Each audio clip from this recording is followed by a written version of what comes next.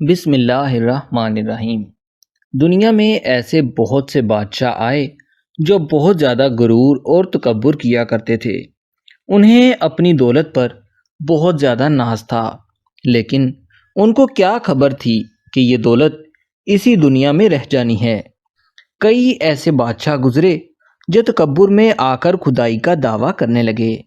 یہ بادشاہ اللہ تعالیٰ کی وحدانیت کو للکارنے لگے، خود کو خدا سمجھ بیٹھے تھے، لوگوں پر بے حد ظلم کیا کرتے تھے۔ اس کے باوجود اللہ تعالیٰ نے ان لوگوں کو سمجھانے کے لیے بے شمار انبیاء بھیجے، لیکن یہ لوگ غرور اور تکبر میں مبتلا رہے اور اللہ تعالیٰ کی نافرمانی کرتے رہے۔ اور جب یہ لوگ ان کاموں سے باز نہ آئے تو اللہ تعالیٰ نے ان لوگوں کو عبرت کا نشان بنایا۔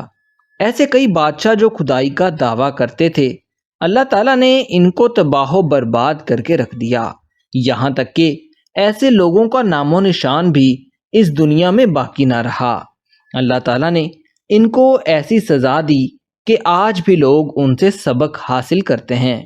ان میں سے ایک بادشاہ ایسا تھا جو بہت زیادہ ظالم تھا، اس کا نام شداد تھا۔ شداد نے بھی دولت کے نشے میں آ کر اللہ تعالیٰ کی وحدانیت کو للکارا، اللہ تعالیٰ کی سخت نافرمانی کرنے لگا۔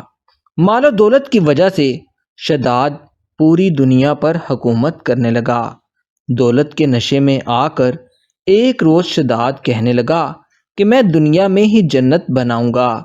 شداد کا تعلق ایک ایسی نسل سے تھا جو بہت زیادہ طاقتور قوم تھی۔ شداد قوم عاد سے تعلق رکھتا تھا۔ قوم عاد ایسی جگہ پر آباد تھی جہاں بہت زیادہ بڑے ریت کے ٹیلے تھے۔ یہ لوگ یہیں پر اپنا گزر بسر کیا کرتے تھے۔ ان کے ارد گرد بہت زیادہ ریت تھی۔ یہ علاقہ یمن اور عمان کے درمیان میں تھا۔ قوم عاد اس علاقے میں رہا کرتی تھی۔ اللہ تعالیٰ نے اس قوم کو دنیا کی سب سے طاقتور قوم بنایا تھا۔ اللہ تعالیٰ نے ان لوگوں کو کھیتوں اور پھلوں سے نوازا تھا۔ ان لوگوں کے پاس بے شمار جانور تھے، پینے کے لیے ان کے پاس میٹھا پانی تھا۔ اللہ تعالیٰ نے ان لوگوں کو بہت ساری نعمتوں سے نواز دیا تھا۔ اتنی زیادہ نعمتوں کی وجہ سے یہ قوم بھٹکنے لگے، یہاں تک کہ یہ اللہ تعالیٰ کی نافرمانی کرنے لگے۔ جب یہ لوگ باز نہ آئے تو ان کی ہدایت کے لیے اللہ تعالیٰ نے حضرت ہود کو بھیجا۔ حضرت ہود نے ان کو ایک اللہ کی طرف دعوت دی، لیکن یہ قوم دولت کے نشے میں مبتلا رہے اور کفر و شرک سے باز نہ آئے۔ جیسے جیسے دن گزرتے گئے یہ قوم حضرت ہود کا مذاق اڑانے لگی۔ انہوں نے کچھ اوباش لڑکے حضرت ہود کے پیچھے لگا دیے۔ اس زمانے میں شداد اس قوم کا بادشاہ تھا۔ یہ دو بھائی تھے جو ایک ہی محل میں رہا کرتے تھے۔ ایک کا نام شدید اور دوسرے کا نام شداد تھا۔ شدید کی وفات کے بعد شداد کو بادشاہت ملی تھی۔ اس سے پہلے شدید ہی اس ملک کا بادشاہ تھا۔ شداد کی بادشاہت یمن سے لے کر عراق تک پہنچ چکی تھی۔ دنیا کے سب لوگ شداد کو ہی بادشاہ سمجھتے تھے۔ شداد نے طاقت کے دور سے دنیا کے سبھی لوگوں کو اپنے زیر کر لیا تھا۔ وہ اب اس پوری دنیا کا بادشاہ بن بیٹھا تھا۔ اس بدبخت کو حضرت ہود نے سمجھانے کی بہت زیادہ کوشش کی، لیکن اس نے حضرت ہود کی ایک بات نہ سنی۔ یہ اپنی حرکتوں سے باز نہ آیا۔ جب کوئی اسے سمجھانے لگتا تو یہ زور زور سے کہکے لگاتا۔ جب شداد نے حضرت ہود کی بات نہ سنی تو حضرت ہود اور شداد کے درمیان سخت مقابلہ ہوا۔ شداد حضرت ہود سے عجیب و غریب قسم کے سوالات کرتا۔ حضرت ہود ان تمام سوالاتوں کے جواب دیتا۔ شداد حضرت ہود سے کہنے لگا کہ اگر میں تمہارے اللہ پر ایمان لے آؤں تو مجھے اس سے کیا حاصل ہوگا؟ حضرت ہود نے اسے بہت پیارا جواب دیا کہ اگر تم اللہ تعالیٰ کی فرما برداری کرو گے تو تم پر دنیا میں ہی جنت واجب ہو جاؤ گی، تم جنت حاصل کر لو گے۔ شداد حضرت ہود سے کہنے لگا کہ اب یہ جنت کیا ہے۔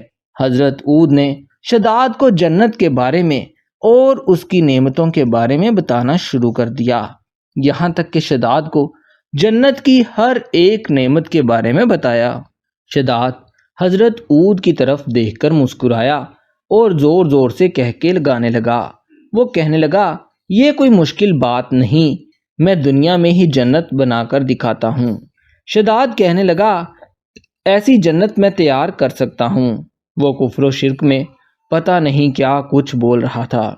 حضرت اود نے اسے سمجھانے کی بے حد کوشش کی، لیکن وہ نہ سمجھ سکا۔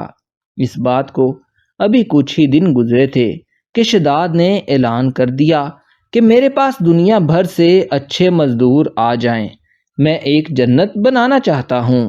دور دراز سے مزدور شداد کے دربار میں حاضر ہونے لگے۔ مزدور جنت بنانے کی تیاریاں کرنے لگے۔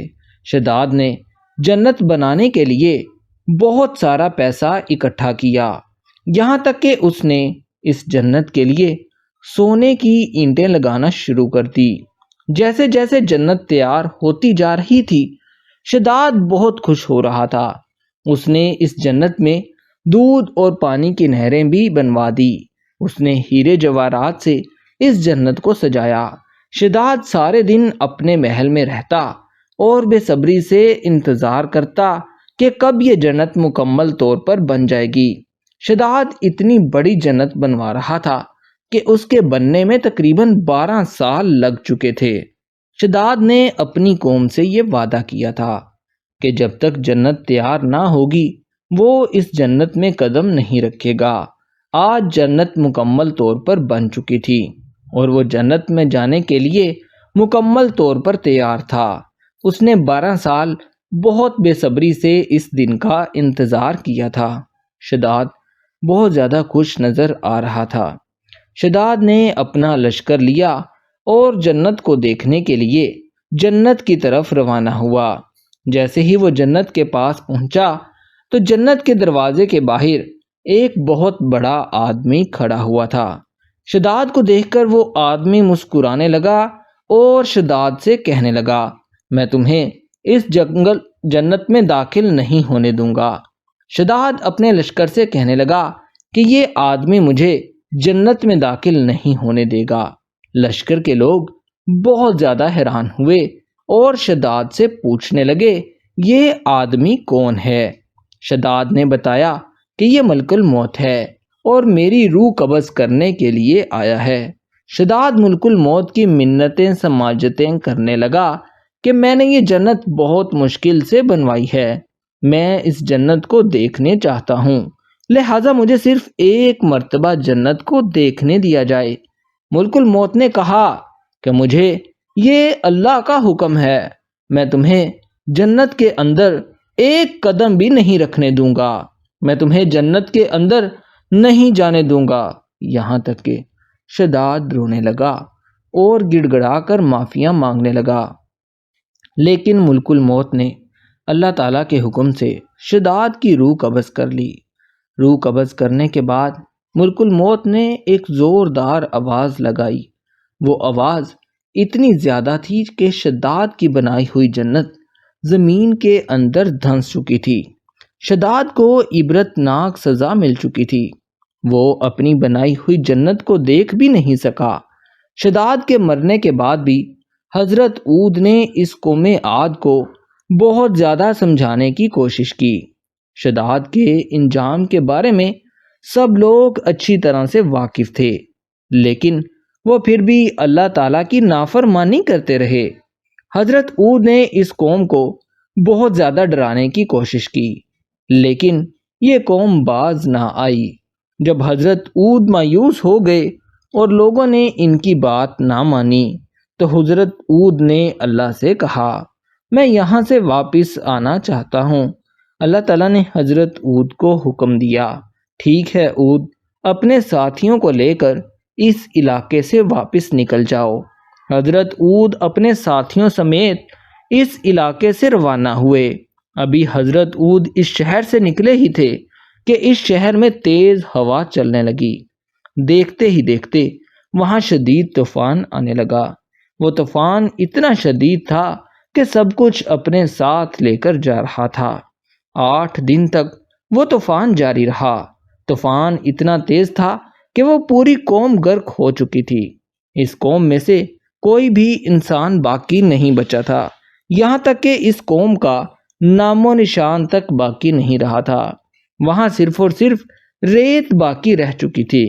اللہ تعالیٰ نے شداد اور اس کی قوم کے لوگوں کو بہت زیادہ عبرتناک سزا دی، ایسی عبرتناک سزا جس سے لوگ آج بھی سبق حاصل کرتے ہیں اور اللہ تعالیٰ پر ایمان لے آتے ہیں۔